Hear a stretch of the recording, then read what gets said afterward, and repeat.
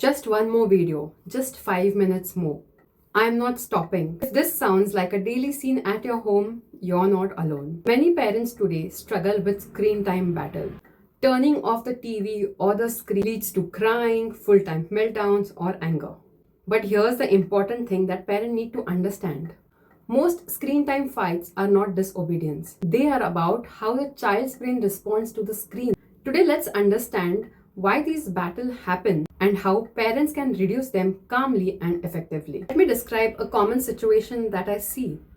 A mother gives her 4-year-old son phone while cooking. Child watches cartoon for 30-40 minutes. Suddenly the parent says, enough, time to turn off the phone. And immediately the child starts throwing tantrum, crying, and there's a full meltdown. And then the parents feel that why is my child even behaving like this? But the truth is, the child's brain was not prepared for the sudden transition.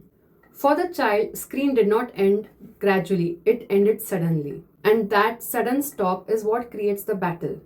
Imagine you're watching your favorite TV show and suddenly somebody comes and turns it off. Won't you get angry?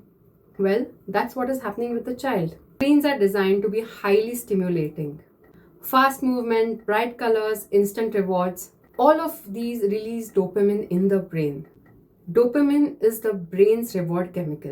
But when the screen suddenly stops, the brain experiences something what the psychologists called the dopamine drop.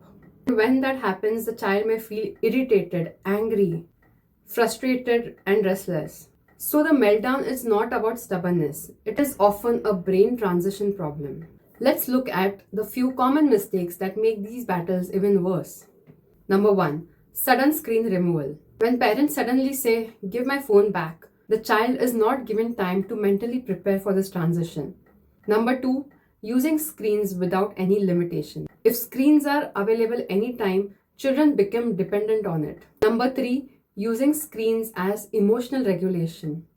Many parents give the screen when the child is bored, crying, irritating, waiting, or even eating. The child then learns that the screens help me feel better. Number 4. Negotiating every time. Okay, last video, then another one, then another one. The child learns negotiation works. So how do you reduce these screen time battles? Let's talk about the solution that actually works. Number 1. Set clear screen routine before you give the child the screen. Children do better with predictable routine. For example, screen time is allowed only after you finish your meal, or screen time is allowed only after you finish your homework. When screens have a fixed time, children expect that it's going to end after a while. Number 2.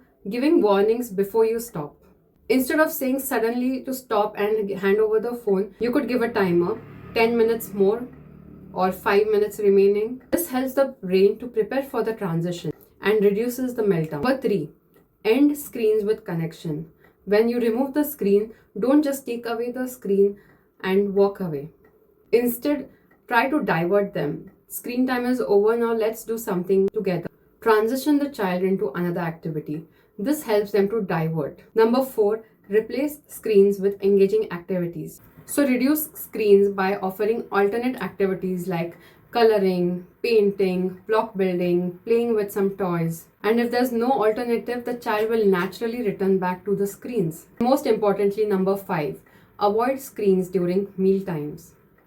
When screens are allowed during meal times, children stop listening to their body, become dependent on screens for eating.